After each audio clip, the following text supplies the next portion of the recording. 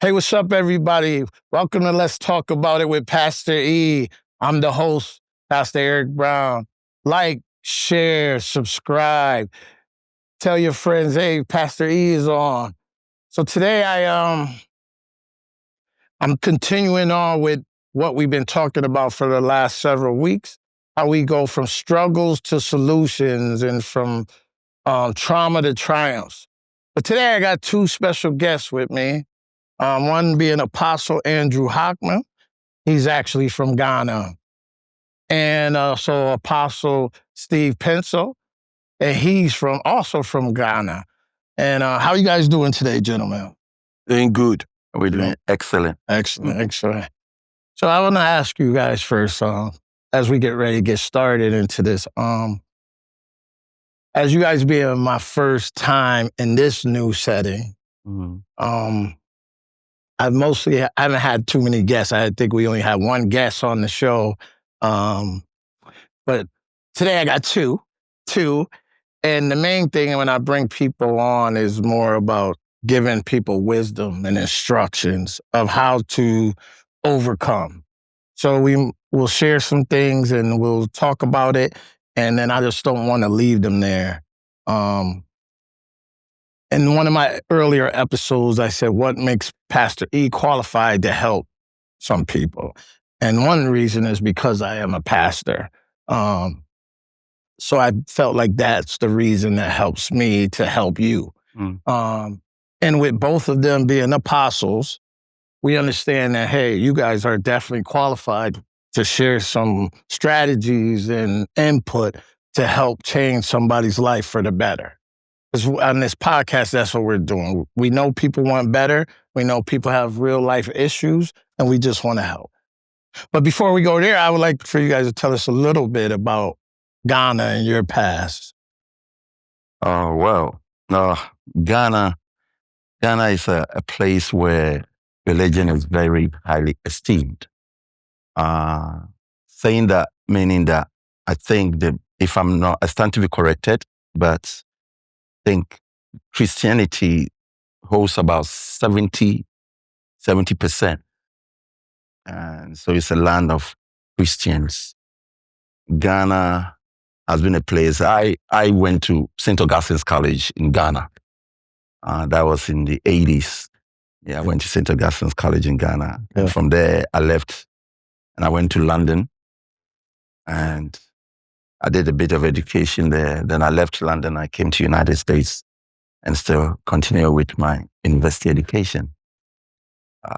When you talk about Ghana, it's a place that we don't even have to talk about it. You have to go there and see.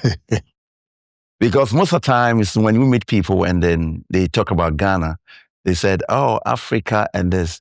But Ghana is actually a place for investment. Okay. Ghana is a place where most of us find our roots.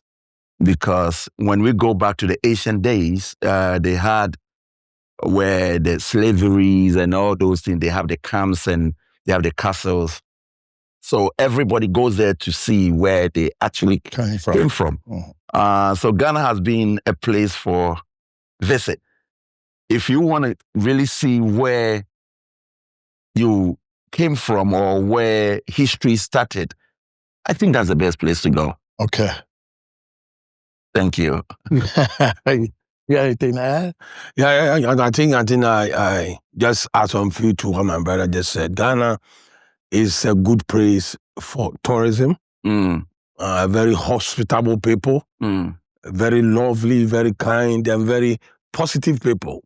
Every Ghanaian believe in themselves. The can-do spirit is there, and they are people who is able to turn things around and make it happen.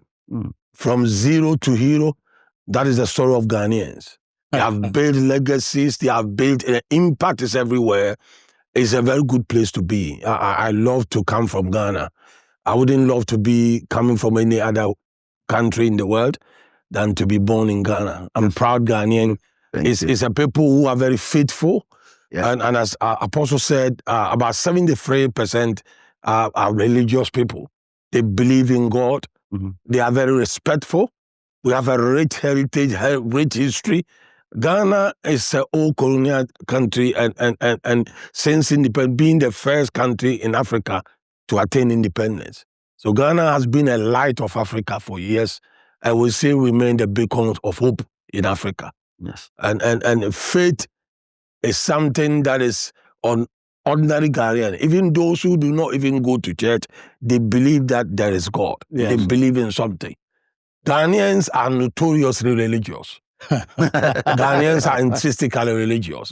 From cradle to the grave, they believe in deities. And we believe in God. So it's a good place to be.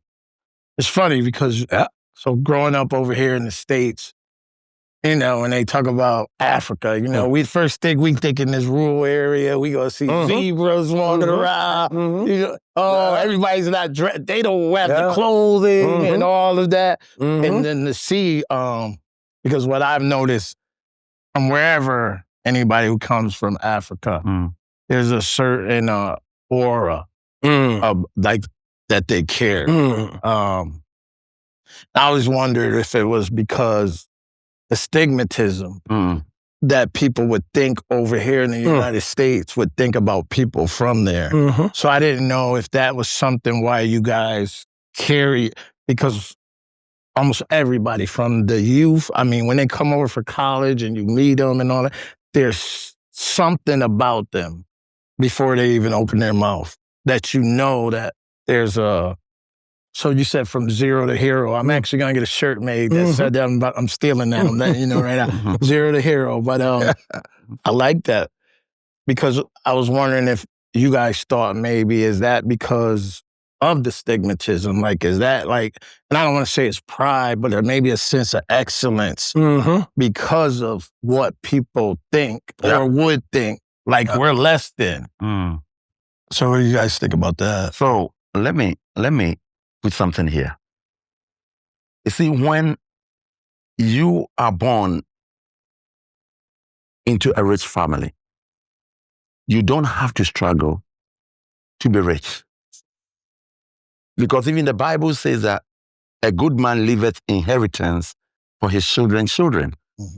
So if you are born into wealth, you don't struggle to be wealthy. Because there will be an inheritance, even not at all, your parent will make sure they put you in a place of comfort.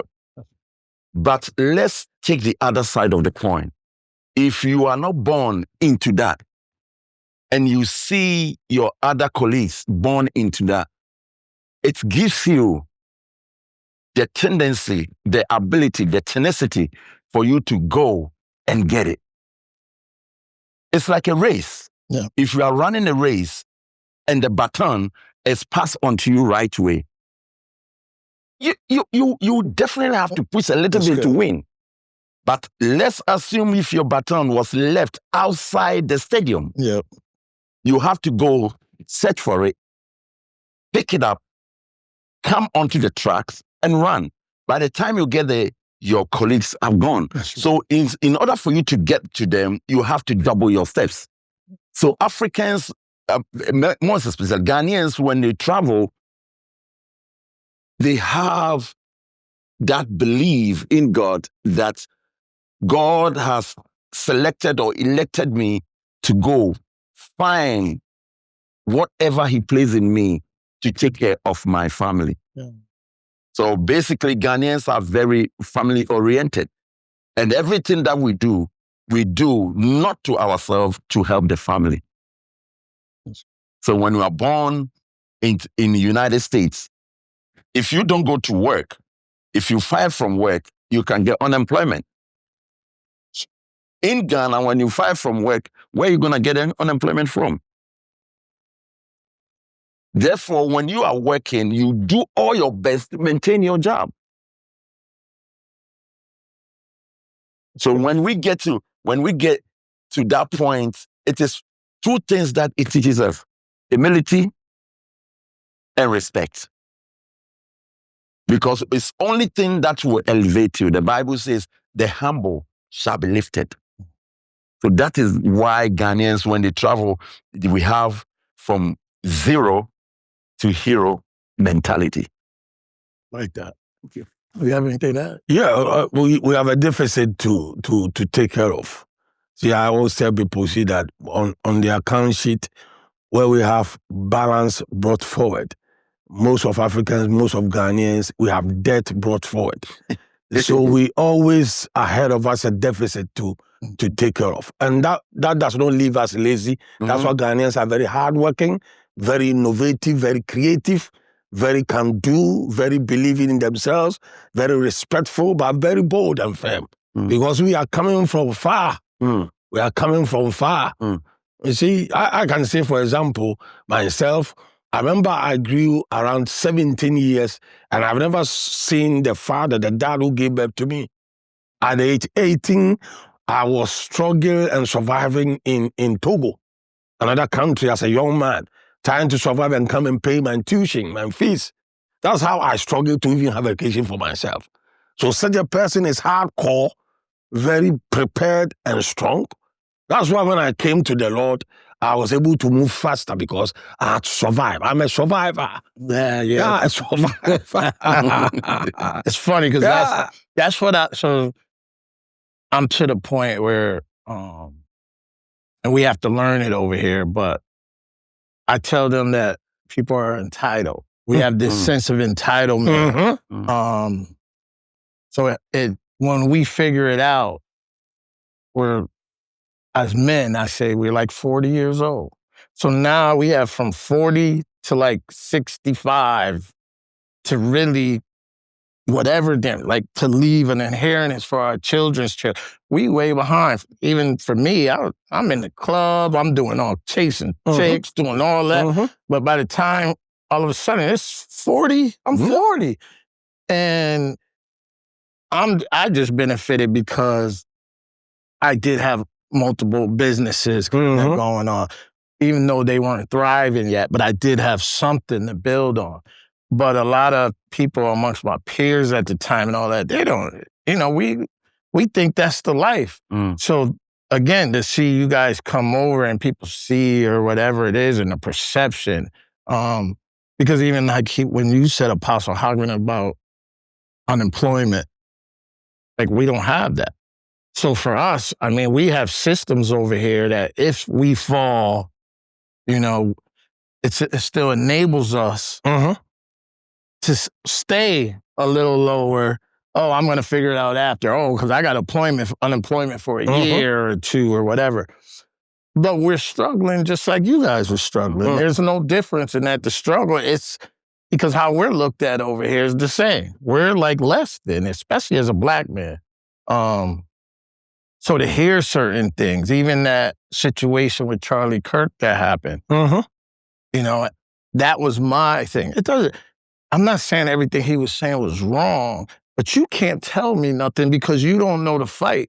And I used the sports analogy. I said, if we're on a football field and we're starting from the 1 yard line and you're starting from the 50, you can't tell me what it is to start from the 1 yard line. You might have some idea, hey, why don't you, I met a millionaire lawyer and he said to me, Black people fight for a bone, over a bone. And that hit me like, but we've been conditioned to that because that's the unemployment, that's the welfare, that's the things. And we want more, but we're not ready to do what's more, that it takes to get more. So, but the struggle's everywhere. What we do with the struggle is the situation. That's true. And, I of course, let me say this now, I don't believe anybody should get murdered. We're not saying Charlie Kirk should have got murdered or anything like that. But you can't tell me what it is if you don't know where you started. I'm starting, you said I'm outside. I'm outside of the race. That I still got to run that same race. And I'm trying to win. So I think, I can respect that. I can respect, even for you. I mean, I know now how you even got a hospital. So how was the thinking behind that? How did you come from, hey, from where you came from, where you were struggling, to now putting a hospital in Ghana? Because see, that's why I said that we have a deficit. And so every successful Ghanaian is also very concerned about the family, concerned about the people, concerned about less privilege, because we know where we used to be. And as far as God lifts us up, we don't forget easily where we are coming from. That's right. Ghanaians are very, very family-oriented. They are very, they think about the welfare of the people. So why, if by God's grace I'm open an opportunity to the Western world where God's favor is upon me, that I must remember that I used to live with some people who have struggled in healthcare, struggle in education and all that. So I must go back and as it were, give it back to my people. Give it back to my people. Yes, sir. So I cannot fail because I have so many people depending on me. Lives are connected with me. I cannot fail. I must succeed. I must do well. I need more because there are a lot of people to be taken care of. And with that sense of responsibility, that sense of humility, God will also bless you and lift you up so that you're able to take care of the responsibilities that set before you. So that is how Ghanaians are. Yeah. So for Apostle Huckman, I would ask, what made you leave Ghana to move to the States? That's a very good and interesting question. When I was around 1970, I believe it's 1976, I was in a boarding school in a central region, a place called Swiss, in Sweden International School. When I graduated from that type of institution, what happened was that my dad, who is now late, Archbishop Huckman, J.P. Huckman, who we buried last year, Dad, may your soul rest in peace. Yes, sir. And he moved from Ghana to London. That time he was planning to move from Ghana to London. So in 1983, I believe it's 83, 84, he moved to London. And he lived there till he passed. So when I completed my second cycle institution, which over there we call it secondary school, and here I think it's high school. Yep. High school. I have no choice. I have no choice. So he invited me to London.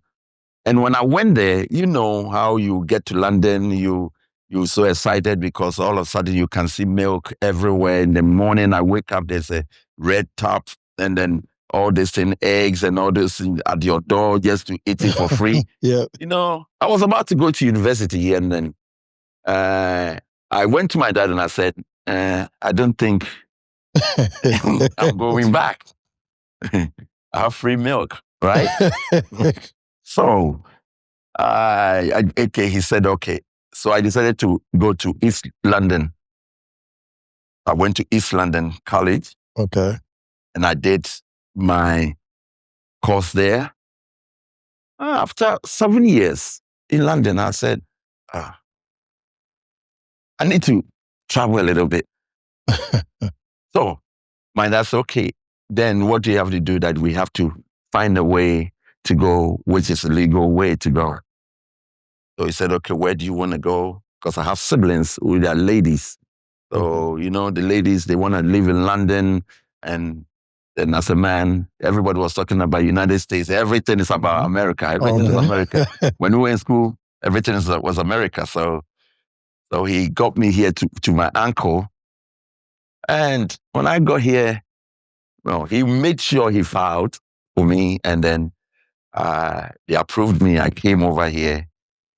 I worked for, I think, 1 year. And I said, you know what? America is not about the pictures you see. It's about how you start your race. Yeah. So all the friends that I was in school with and they happened to be here first, I saw that they've gone ahead of life. But the key is that I took God as my source of direction. Okay. And they were working, I mean, any job. And I said, okay, how do I recover from my deficit? So I went to Lehman College, City University of New York. I went there, I did the 4 years, I came out.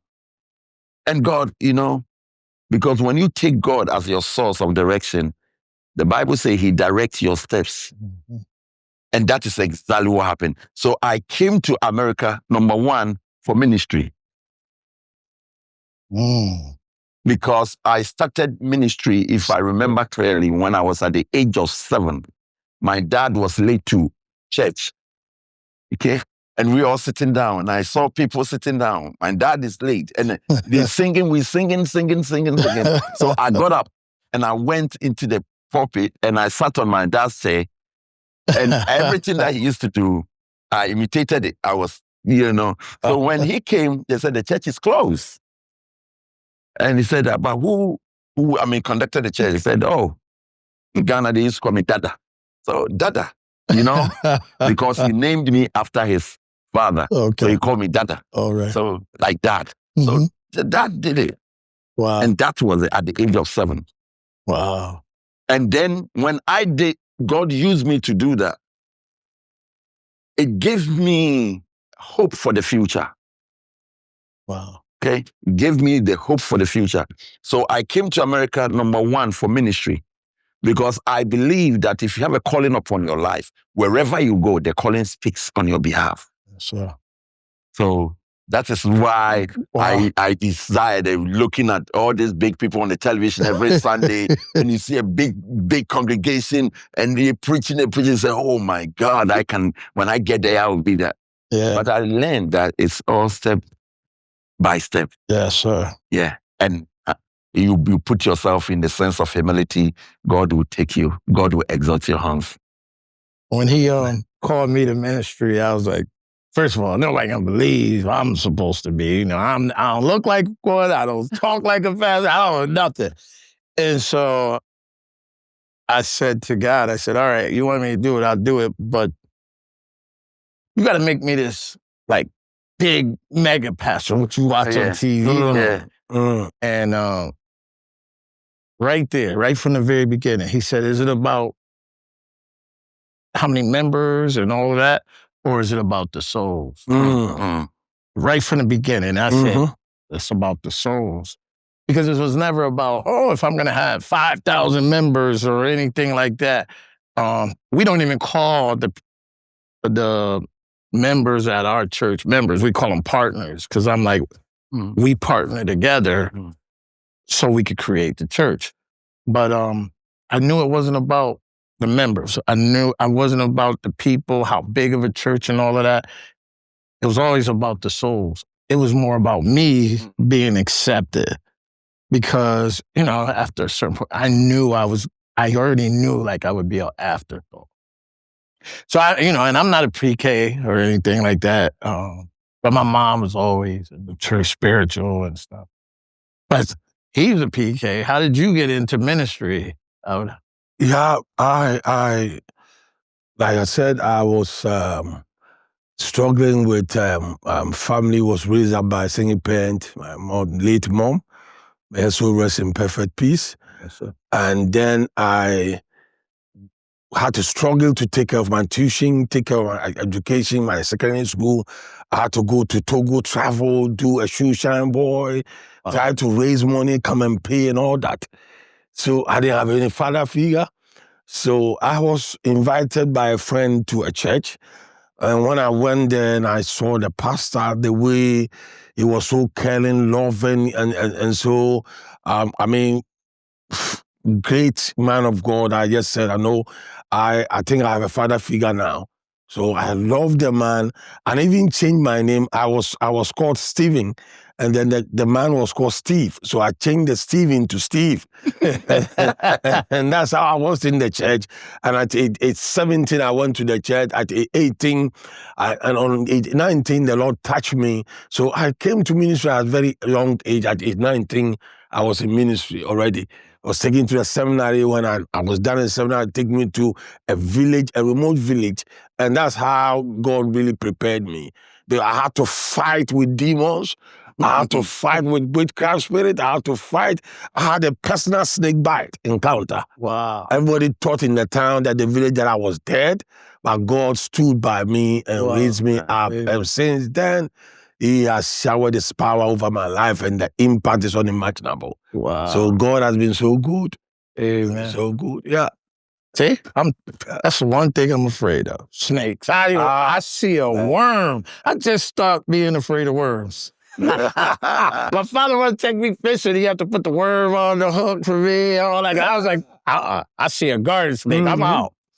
No, I'm just, but, so when we go to Ghana, I'm not going anywhere with. No. That snake that I was talking about, that was a remote part of Ghana, as a village part of Ghana. Okay. And if you understand, I was talking about somewhere 90s, 91, 92, 94, that was then.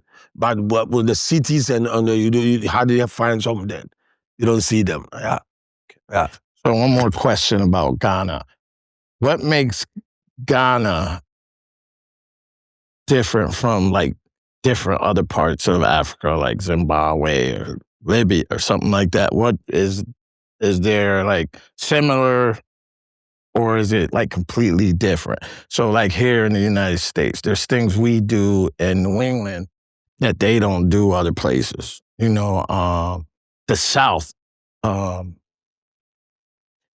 they're different. They're different than the Northerners. So is it like that? The culture's different as far as the different countries in Africa, or is it like there's some, like the way you guys carry yourself, they have that same strive for at work ethics? I think in Ghana they have variety of tribes. Okay. And they have different dialects.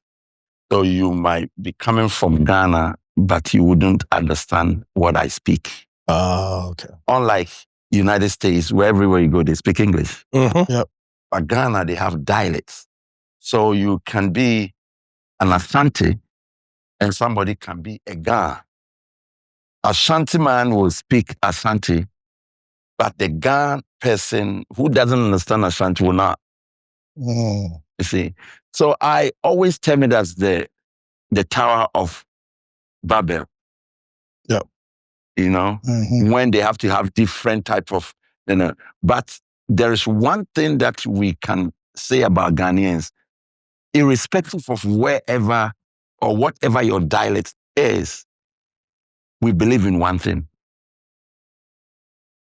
And that thing is faith in God. Even the Muslims on the northern part of Ghana, they still believe in God. Yes, sir.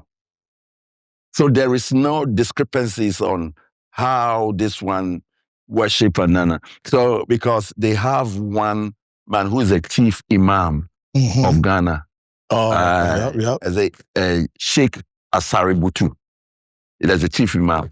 This man will get up and go to invites by Christians. Yeah. Okay. I always say he's one of the perfect example of how God brought us all together. Okay. So in America, you go everywhere. Yep. There's the accent will change, but like I was living in Texas before. So when I moved from New York to Texas, they were speaking differently. Yeah. Yeah. Sometimes when they speak, it sounds to me they're singing. Yeah. They got a little slang country. Yeah. And then when I go to Louisiana, they have different accent too. Yeah. In Georgia, they have different. So it's the same. So I said, okay, so Ghana, our dialect is the same as accent changing here. Okay. But Ghanaians are like, we base on one thing, hospitality. Yeah. Ghanaian will make sure if you don't have something to eat, you get something to eat. That's good. That is the way. And when we get to Ghana, you will know. You walk in and somebody will ask you, let's say your wife is holding 2 bags. And you see a young guy coming to you, asking you, oh, ma'am, can I help you? Wow.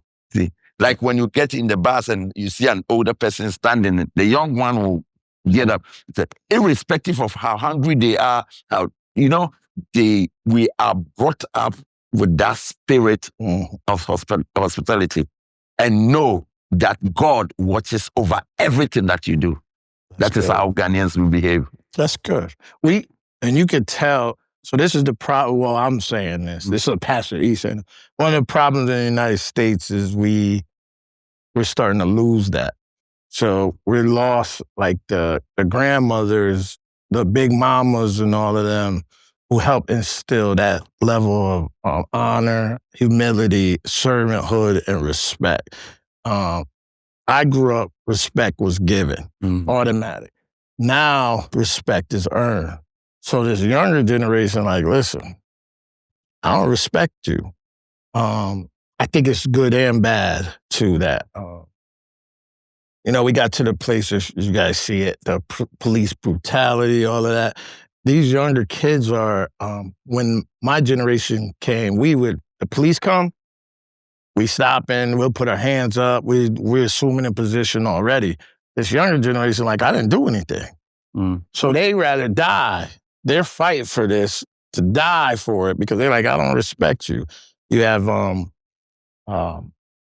youth who's selling drugs, and their parents are doing bad, or the mother is doing bad as a single family. And now she don't want to take the money, but now she took money from a kid that was selling drugs. So now you can never have that mother-son relationship with them, because guess what? You just took money from me but you needed it for whatever you needed it for. And it went from, hey, I might have needed it for groceries, to now it's got worse, because now we got these younger people having kids. They don't even know how to raise these kids. So it's even worse. Now they don't even, we run a program for after school kids. Some of these parents come in and they're like, yo, you can't say nothing to my child. Wait a minute, your child is over here behaving one way. Somebody's got to say something. And it's tough. It's tough because we've done created America now is creating this world that is almost like our country that's like, we're desensitizing to almost everything. And it's funny because even when I first started ministry, we started getting Muslims come. And they were like, we like what you're saying. And one of them would always say to me, it's not going to be the Muslims that's going to try to attack you. It's going to be the Christians. He said, we believe. And then one thing he did tell me, he said, I get with everything you keep saying. The only thing I don't get with is you guys worship the Son more than you worship the Father. And I said, I understand that. Because somewhere in Christianity, I know you guys have seen it. I don't know how it is in Ghana, but for some reason, it's almost like we're worshiping everything is Jesus, and we miss the message. It's the message of the conduit of who the Godhead is, and we're not explaining that. So I had to give him an explanation. And when I gave him the explanation, it changed his way of thinking. But I had to use something unconventional. I think I told him that, hey, I said, if you're out in the street and this bus is getting ready to run you over, and I come out there and push you from getting hit by this bus and killing your life, but now the bus ran me over. I said, and now you want to, you're so thankful. You're saying you're so thankful. And now you want to go to my parents or whoever and talk to them and you want like some type of, do you want to show your gratitude? I said, but my parents are saying, the only way you could talk to me is if you acknowledge what my son just did for you. He understood that. So it started to change his mindset, because what you were saying earlier is what dropped in my spirit was, in the last days, God's going to pour his spirit on off. Like, I mean, it doesn't matter if you're Muslim, Christian, I don't care what you call yourself. He's going to say, hey, this is me. So now how do you respond to this? And be careful how you respond, because the one thing we know is blasphemy. We don't want to say, well, no.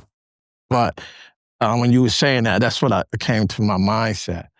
But I would like to, before we definitely end this, you were talking about struggles. Mm-hmm. And I'll start with you, because the one thing I do want the audience to understand is the struggle.